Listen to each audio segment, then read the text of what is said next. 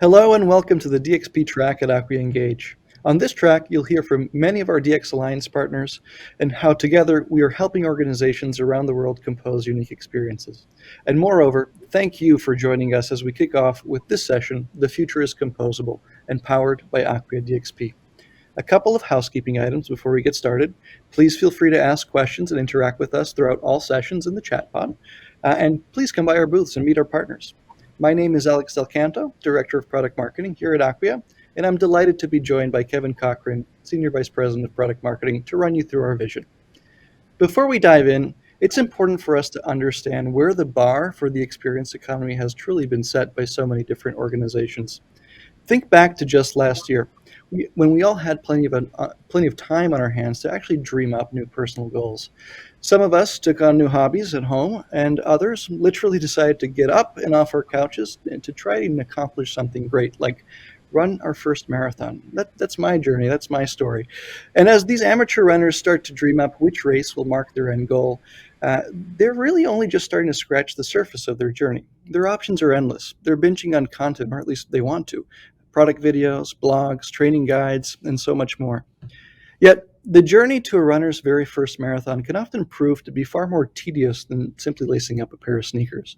There are dozens of brands, hundreds of products, all made with different materials, yet they all look more or less the same to me as an amateur. They're just shoes, right, at the end of the day. How am I supposed to know which ones are going to help me log more miles without actually getting hurt?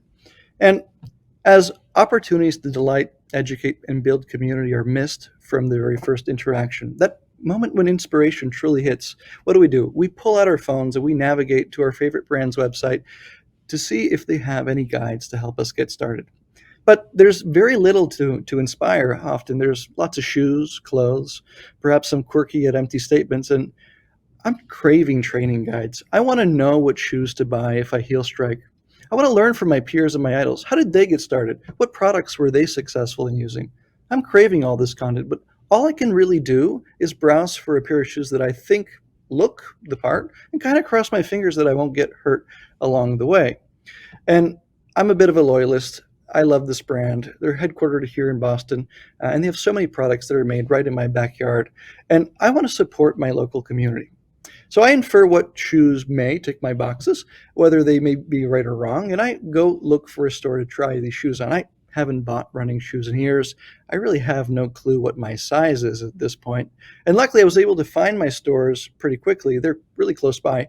But I simply had no way of understanding what sizing is available, let alone what sizing I should look for as a new runner. Sure, I could buy them online, but I don't want to. There's no option for me to actually shop my local store online and see what their inventory is. So on a brisk spring day, I actually grabbed my jacket and I headed out to try to get some help. I had spent the last few months at home hunkered down researching, and I was really ready to start training. And when I got to the local store, the fantastic news was that they had the shoes that I was looking for, and they had them in my size. But what they didn't know, however, was just how much time I had spent preparing for this seemingly meaningless purchase, researching and actually making the jump to buy the shoes so that one day I could actually go out and finish my first marathon. They had no clue, no insight, despite me being a loyalty member and really no advice to offer up. It was a super transactional experience. Great, did the shoes fit well? And I was off and on my way. And as I embarked on my first few runs, I went out alone, but when I went out in the evenings, I did notice that there were larger groups of people running together, a run club. And funnily enough, a few days before, I'd got an ad for this run club. They start at the store where I bought my shoes, actually. They're sponsored and organized by the store and the corporate brand, but they didn't offer up any information about that run club when I had gone in. Anyway, I signed up. I joined, only to quickly realize that I actually hadn't bought all the equipment I needed to actually track my progress, my splits. I really needed a smartwatch to go along with these shoes. And because I didn't have the right gear, I couldn't actually track my progress in the brand's app. I had no real idea of how many times I had gone running, how many miles I was logging, what times I was doing, and if I was any good or even getting any better. And without that information, I wasn't actually able to get the products recommended to me by the brand or the challenges recommended to me that would help me achieve my goals faster, or in general even. And I'm all for analog, but these guys I was running with really seemed to be speaking a different language than I was half the time at this point. But I'm no quitter, so you better bet that I signed up for that first marathon. I've been running for months in these shoes. How hard could it be at the end of the day? Very hard, it turns out, because I didn't have the right guidance or the right insight into my progress. I was not able to receive the recommendations that I needed from the brand to not only buy the right shoes for a race, which turns out are very different than the shoes I was training in, or the fact that I'd actually worn out my trainers with all the miles I'd logged. So, long story short, the only thing I cared about at this point was really celebrating and icing my feet a little bit. It was a fun journey. But in the end, I think other brands may have been better suited for this level of competition, this kind of training. Or maybe there are brands that deliver more value beyond the shoes themselves. In the end, all of this boils down to a business's strategy. Operating globally, corporate teams have access to fantastic resources. They've got DAMs, PIMs, data lakes, CDPs, and so much more to actually orchestrate on-brand experiences and build equity in the eyes of their customers, providing recommendations, promoting products, and launching content globally. But almost every business's organization and strategy is not so simple and straightforward. They've got different business units, different brands, and geos that run independent programs. They're launching products and leveraging really a variety of different tools. And while these teams have access to corporate systems typically, the tools and teams can often operate in experience silos. The holistic experience, the interactions and individual experience really start to blur between the brand and the sub-brands. Asset, content, and insights might be shared, there may be some overlap, but the experience really starts to risk being broken down. And in the end, we as individuals truly experience brands at the local level. We're going into the store, we're the ones joining the clubs and interacting with our community. And every brand operates local strategies. Yet these strategies are typically managed by smaller regional groups, leveraging tools that are very different from the enterprise. Social media, file sharing services, lightweight email services, for example, that are typically totally siloed. Breaking the potential impact that a brand can make on their customers with uncoordination, redundant work for the employees, off-brand communications, ultimately putting that brand at risk and bombarding individuals with disjointed messages. With frustrations that are shared by every single team that is not able to deliver the assets, the information, the products, and the experiences to actually help their customers achieve more and help their brand be successful. If a brand cannot help its prospective customers achieve their goals, its employees cannot help their customers, then the brand's value is fundamentally broken. They don't know who their customers are. Employees have different and unaligned objectives. They're all working off of different sources of truth with conflicting assets, messaging, information, and content. They've lost their competitive edge. Teams need to interlace globally to deliver exceptional experiences at every step, online, in store, at an event, or on any channel, at corporate or locally, from developers to designers to marketers and well beyond. Because people expect a certain level of experience from any brand. And these challenges only proliferate and repeat themselves for every single person interacting with your brand around the world. And if your teams can't fuse intelligently and be empowered to make informed decisions quickly and build off of one another and iterate, they fundamentally cannot deliver great experiences that convert.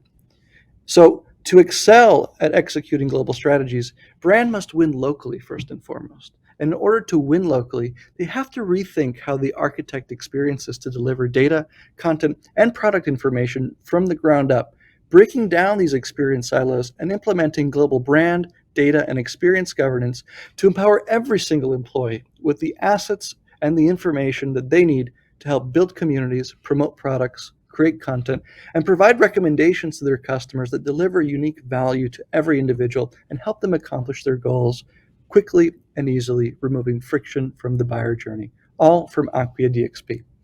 Orchestrating data, machine learning, asset, content, and product operations in any channel, syndicating across the ecosystem to provide teams and consumers with transparent access to the information that they need to make their decisions, enabling every team to make updates on the fly and to deliver hyper-localized experiences that reach new audiences overnight.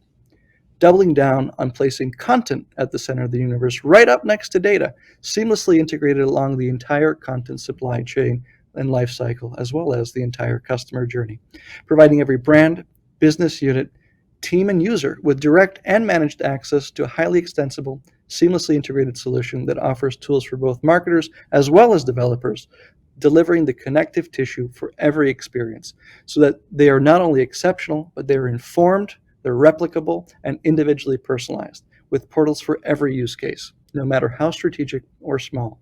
So that when our amateur marathon runner embarks on his journey, content, data, and machine learning all come together to compose the perfect experience at every turn, no matter who is orchestrating it, all with the composable DXP.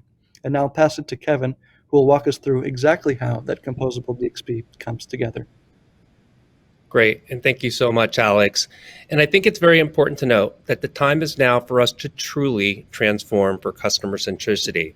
The time is now for us to understand what are the outcomes our customer is seeking to achieve, and how can we quickly deliver the optimal experience to guide them on their path so that they can actually achieve their own personal goal.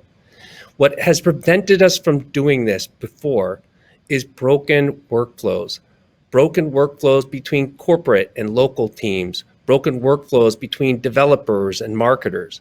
And it's time to think differently. It's time to think about composability.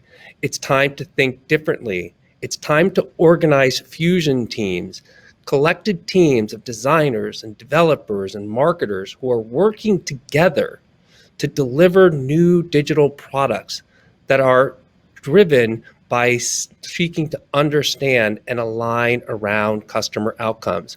We need to fix broken workflows, we need to industrialize digital operations, and we need to be able to accelerate the delivery of targeted, tailored, composable solutions to each and every unique customer.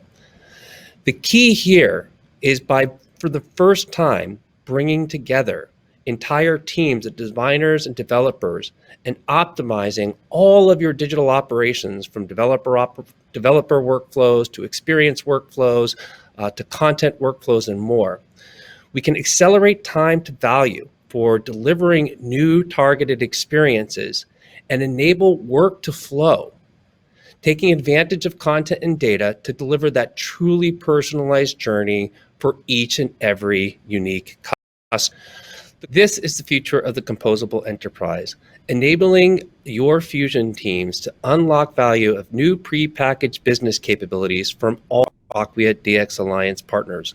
Our goal is to help you migrate to a digital-first architecture that's microservices-based, API-first, cloud-native, and headless, and to unlock the value of each of these transactional services by putting in place a common data backplane powered by machine learning to orchestrate each and every unique customer's personal journey to the goal that they seek to achieve, as well as to provide a common experience layer so the experience flows seamlessly from touch point to touch point, from mobile app to in-store experience to community site and more. Again, this is the power of the composable enterprise, and we here at Acquia are looking to advance you with our Open DXP to a new digital-first, MACH-compliant architecture and enable your fusion teams to deliver more composable solutions for their customers. And with the Open DXP, we want to make certain that we can help you rapidly compose pre-built solutions for any type of customer experience, a commerce experience, an employee experience, a new mobile application, a new community site.